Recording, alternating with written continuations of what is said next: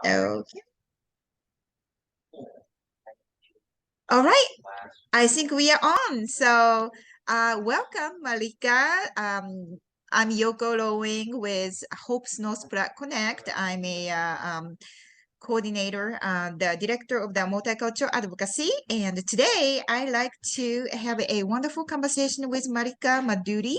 She's from Omaha. She's a art director of the Gurukulam Center for Indian Arts. So if you can tell me a little bit about yourself, that would be awesome. Hey Yoko, happy to be here and happy to be part of the event and be part of the intercultural advocacy. Um, my name is, everybody knows, Mallika Madduri, and I represent one of the 8 classical dances of India. So India is a very old, rich culture. It is the only kind of the oldest civilization, continuous civilization. So we have lot of art forms, both in the classical and folk art forms, and then there are subcategories. But I just represent just one stream of that art form in dance. It's called Bharatanatyam. It originated it was more, I wouldn't say originated, but it was more promoted in the southern parts of India. So all the Okay. southern temples and the sculptures you see are inspired by Bharatanatyam, and Bharatanatyam vice versa is inspired by those sculptures. What the dance is about, mostly it started about telling the tales of our history. Gods, when gods actually visited in their physical form on this land, that's what I believe, they still exist in a multiverse, in a parallel Right. universe. And we do interact with them through our own mediums, but it's about telling their tales and how this civilization have come to be with their interactions. So we have a lot of nuances in those, and this dance basically, or any classical art form in India, is basically dedicated and tell their stories. Now, regarding me, I have studied dance from a very young age of 3.5, 4 years old. Since then, so about 40 years of dance background I have. 15 years I've been in Omaha. Before that, I was in Australia for a couple of years. I was dancing there. Wherever I go, I'm just taking my art with me. And since 14 years, I've been here. And about 10 years back, I established Gurukulam Center for Indian Arts here, which mainly focused on putting our art out there into the society, into Omaha community, and giving them an insight into how rich and beautiful this culture is, how colorful it is, and Uh-huh. if there are best practices and best lessons that we can learn and exchange, because I feel the only hope for a beautiful, peaceful world is Uh-huh. that cultural understanding, and with that understanding comes respect. So I felt, rather than talking about it, why do I not take action and get out there, put my art form, and use this beautiful art as a medium to not just enrich the Omaha community, or wherever I go, I tell about them, provide them an understanding about it. So yeah, that's pretty much a long answer. No, I mean, I think that's so beautiful that you find the inspiration in many places. And then I think showing the culture to other people, and then I think you got the right point when we're talking about understanding the different cultures. Sometimes going into the theory is very difficult to just listening or reading about it. But if you actually in that moment at that place and see something visual and then feel and then experience, I think that is more leaving a big impact on people's life. That's something I believe. So, I am very excited to have you guys this year at our big event. And, especially the traditional Indian arts is so different from what mainstream people think of, like, oh, it's coming from the Bollywood styles and Punjabis and stuff like that. So what would be the little bit more of the difference in between the mainstreams and the traditional Indian arts that you're trying to sort of inspire people with? Everything, right from learning, approach, respect, and the structure. It's like the difference between probably hip hop and ballet.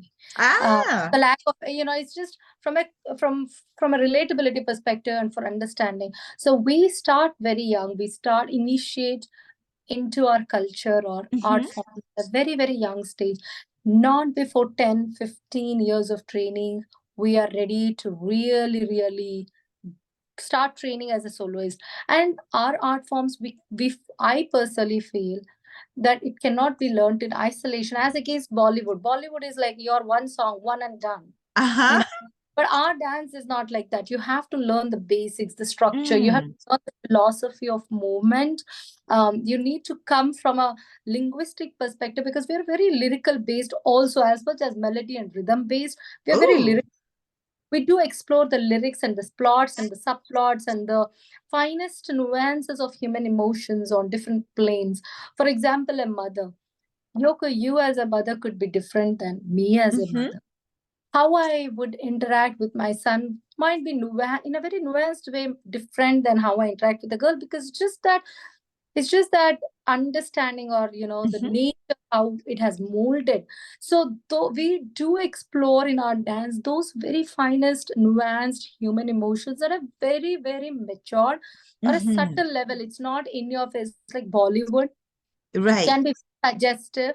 So classical dance per se, what I tell is you need to be an classical dance doesn't really cater. It's not really designed, or uh, it's not aimed for the masses. It's for the Okay. classes. Yeah, Sure. educated ones. When I say educated, it's not just you need to have an inherent taste or sense of rhythm, lyrics, and those finer human emotions to be Right. able to relate and enjoy the Mm-hmm. performance to the fullest. That doesn't mean somebody who's just seeing the performance for the first time will not enjoy. There are Right. factors which would help them to relate for the first relation, but to really dig deep into the art form and to enjoy it to the fullest, I think a little bit of sense of what it is about Mm-hmm. is very required. That's So great. back to Hollywood, so it's quick. The costumes are different. Yes. The structure is different. The steps Right. are different. They're not suggestive. They're very subtle. Mm-hmm. And as I said, we have a guru shishya parampara. Guru is the teacher. Guru shishya is the student. Uh-huh. So what how this art form learned is just submitting entirely to the guru. So Mm. there is that, how we just give ourselves to it, be it God, be it art, be it guru. It's culturally we place guru higher than God. So Mm. it's just that's total giving away. Unlike Bollywood, which is a free movement, we have Natya Shastra, which is a kind of guideline, Uh-huh. a rule of aesthetics that we follow. So I see. whatever we do is coming within that rule of aesthetics. So be it our movement, be it the expression we strike, be it our hand gestures, we do a lot of storytelling with our eyes and Oh, hand. yes.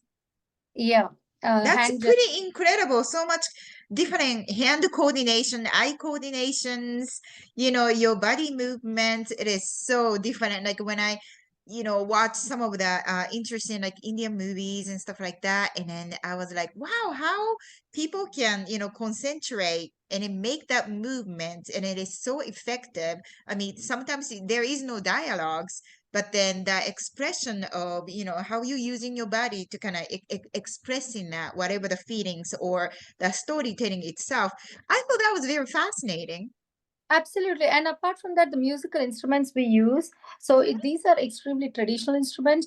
It doesn't mean that Bharatanatyam cannot be done on a fusion or a more Uh-huh. modern kind of instrumentation, but we still stick to those traditional instruments to, sorry about that, to bring forth the essence. And Mm-hmm. it's just the dance itself goes with that. And then we have a way of reciting our rhythm. It's called Shalukata. It's very unique to Indian Uh-huh. dance form.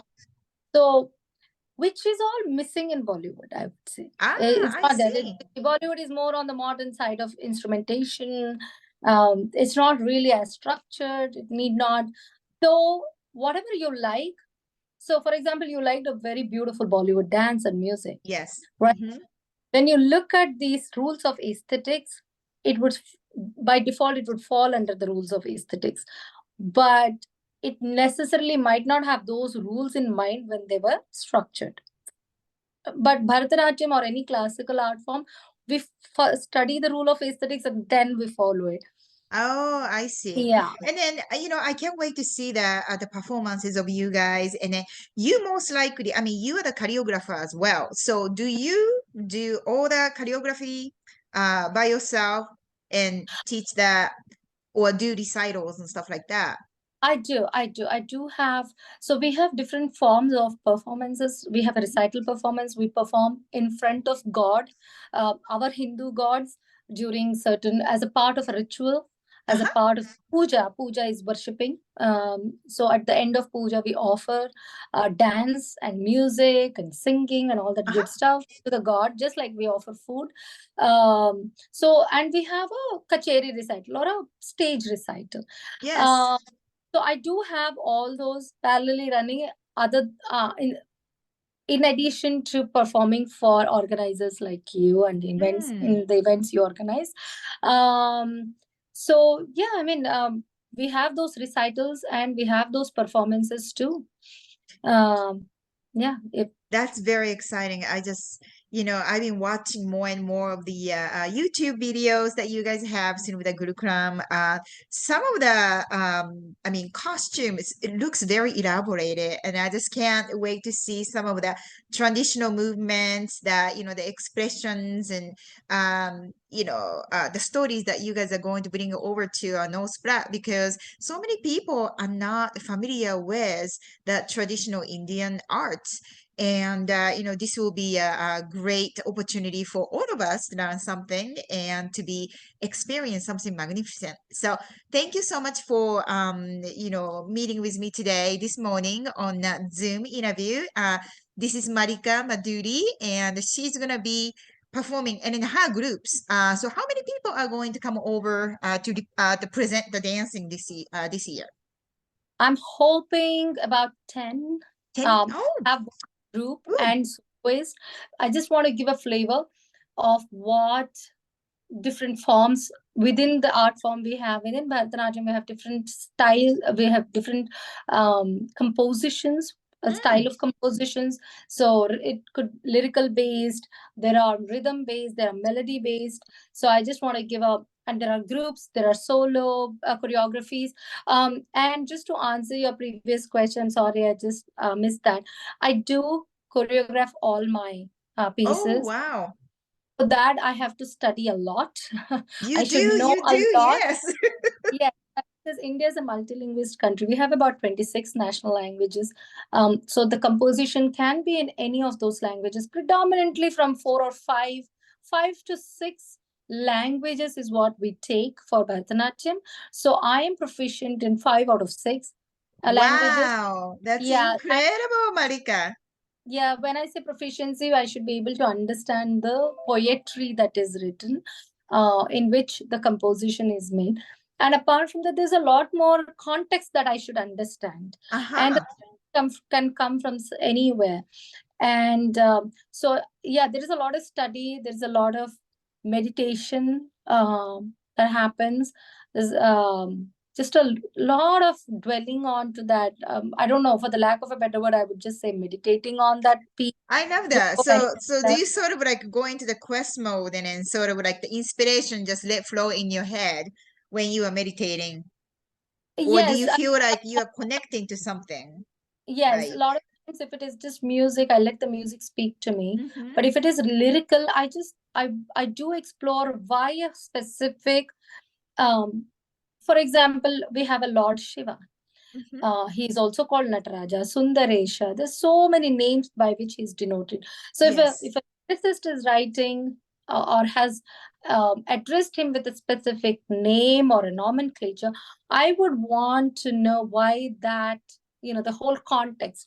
Um, yes, it's extremely complicated to explain to somebody who is not from the Hindu culture, right. but yeah, like if a goddess is referred to as mother, Mm-hmm. In what context of motherhood is she referred to as, or Shakti, like the Yes. powerhouse?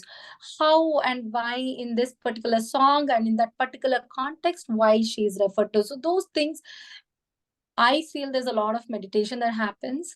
The movement could come simple, but the movement is inspired from that knowledge. So um, it's not as simple as it looks to be. There's a lot of Yes. exercise that has gone, so a lot of time and effort and a thought, a research that has gone into getting that movement there. So I just love this. I think we will be able to peek the world of Mallika through the her choreography and dancers. So again, thank you so much for joining me today. And then we are so fortunate to have you guys on August 20th here at the DNN Event Center from 6 to 11. And you guys are going to perform at 4 o'clock. So, uh, we cannot really wait to see you guys. So thank you so much thank for you, Vinita. joining today. I appreciate your times, Marika. Thank you so much for Thank you. joining. Mhm. Thank you. Thanks.